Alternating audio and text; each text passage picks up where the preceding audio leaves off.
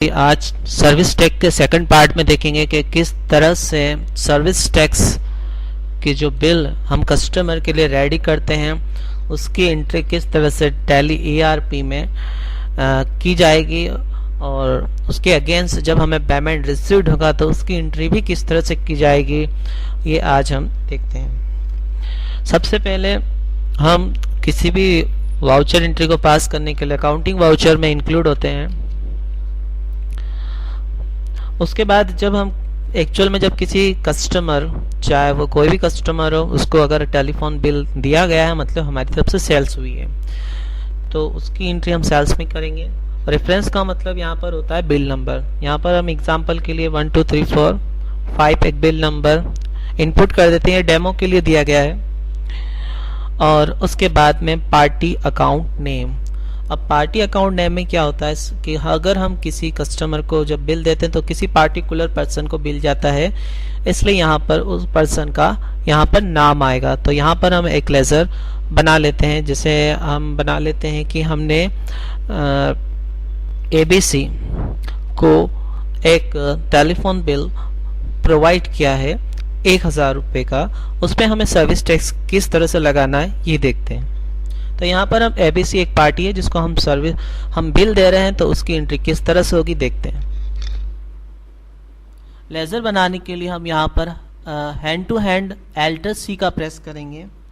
ये online laser creation की shortcut की है। यहाँ पर आप Alt+C प्रेस करें। Alt+C प्रेस करते ही आप लेजर क्रिएशन विंडो पर आएंगे। यहाँ पर हम एक लेजर बना लेते हैं ABC, जो कि एक हमारा कस्टमर है, और इसे हम लेते हैं सन्ड्री डेप्टर्स, क्योंकि हम इसे सेल्स कर रहे हैं। और maintain balance bill bye bill, ये ऑप्शन हम यस करेंगे, पार्टी का लेजर इसलिए। उसके अलावा इस सर्विस प्रोवाइडर एंड रिसीवर, मतलब ये जो पर्सन है ये हमारी सर्विस लेता है या नहीं, अगर लेता है या देता है, ये दो ऑप्शन रिलेटेड है, इसलिए हम इसे यस करेंगे। और ये आपसे पूछता है set alter service tax detail, इसे हम नो रखेंगे।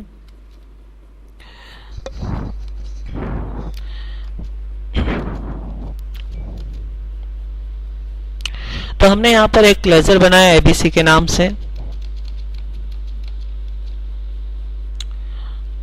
फिर यहाँ पर हमारे पास एक पार्टिकुलर वर्ड पूछ रहा है। पार्टिकुलर में यहाँ पर हम लेंगे टेलीफोन सर्विस।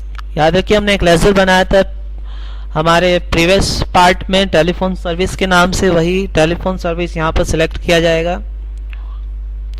उसके बाद में यहाँ पर हमसे पूछ रहा है टाइप ऑफ रेफरेंस, तो यहाँ पर न्यू रेफरेंस लेंगे। फिर आपसे पूछ रहा है कैटेगरी, तो हमारी जो कैटेगरी है टेलीफोन सर्विस है। ये आपसे पूछ रहा है सर्विस अमाउंट, तो यहाँ पर हम सर्विस अमाउंट जो है हमारा वो हम 1000 डाल रहे हैं।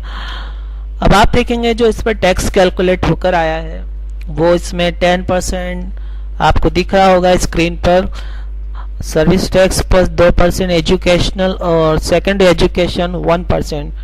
पर एक चीज़ आप याद रखिए कि जो सर्विस टैक्स की प्रेजेंट रेट है आप उसके हिसाब से काम करेंगे। अभी जो आपको 10 2 और 1 बता रहा है ये सर्विस टैक्स की प्रेजेंट रेट नहीं है। अभी जो रेट चल रहा है 2014 में वो है 12% और 2% एजुकेशनल और 1% सेकेंडरी एजुकेशन। तो इसको चेंज करने के लिए आप इसी विंडो में F12 प्रेस करेंगे। जब आप F12 विंडो प्रेस करेंगे बटन, तब आप कॉन्फ़िगरेशन एक नई विंडो ओपन होगी। इसमें आपको allow to override service tax category during entry, allow alternate and abatement rate during entry, allow alternate of tax rate, ये तीनों ऑप्शन आपको पहले से नो मिलेंगे। आप इन्हें तीनों को यस करेंगे।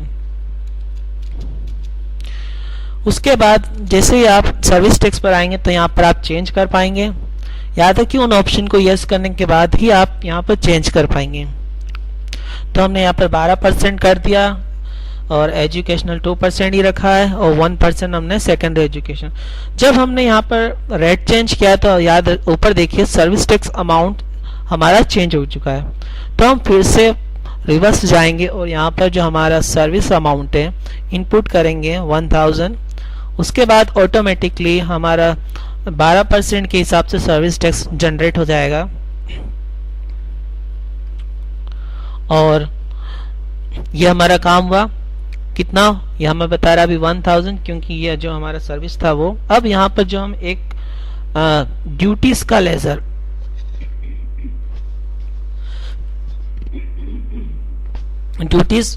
जो हमने बनाया था, जिसको हमने नाम दिया था output service tax on telephone bill, वो सिलेक्ट करेंगे। और जैसे ही हम आउटपुट सर्विस टैक्स और टेलीफोन बिल लेंगे, वो जो हमारा सर्विस टैक्स का अमाउंट जो कैलकुलेट हुआ था वो यहाँ पर ऑटोमेटिकली ऐड हो जाएगा।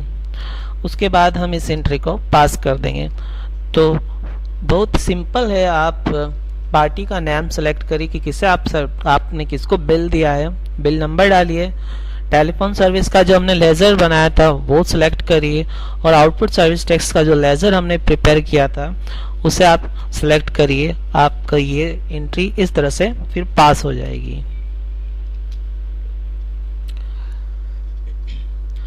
अब हम ये देखते हैं कि मान लीजिए एबीसी जिसको हमने अपनी टेलीफोन सर्विस प्रोवाइड करी है, वो हमें मान लीजिए पेमेंट कर रहा है, मतलब हमें टेलीफोन बिल का पेमेंट रिसीव्ड हो रहा है। तो उसकी एंट्री किस तरह से होगी, जब हमें पेमेंट रिसीव्ड होता है तो हम याद रखिए रिसिप्ट वाउचर जो टैली में यूज होता है उसमें एंट्री पास करते हैं। तो सबसे पहले हमें ये देखना होता है कि हमें पेमेंट दे कौन रहा है। पेमेंट हमें कर रहा है एबीसी, ठीक है। तो हम इसमें एबीसी सिलेक्ट कर लेते हैं जो कि हमारे कस्टमर का नाम है। अब ये हमसे पूछता है टाइप ऑफ रेफरेंस, तो यहाँ पर हम टाइप ऑफ रेफरेंस में एंड ऑफ लिस्ट लेंगे, ठीक है। घबराइए नहीं, आगे वो पूछेगा आपसे। जैसे ही आप इसमें क्रेडिट अमाउंट पर आते तो आपको जो एबीसी से बिल की अमाउंट लेना है आप वो इनपुट करेंगे। 1123 1000 का बिल था और 123 हमारा सर्विस टैक्स इंक्लूड था, तो टोटल होके ये 1023 जो हमारा अमाउंट आया था वो है।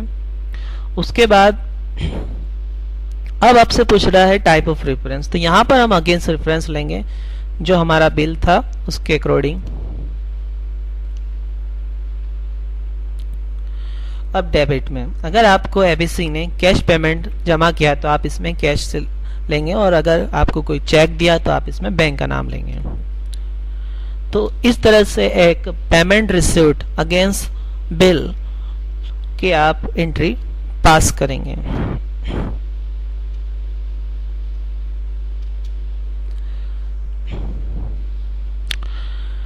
तो आज आपने ये देखा कि किस तरह से हम किसी को बिल बनने के बाद किस तरह से उसकी एंट्री होती है, और बिल के अगेंस्ट जब हमें पेमेंट रिसीव्ड होता है तो उसकी एंट्री किस तरह से टैली ईआरपी में होती है।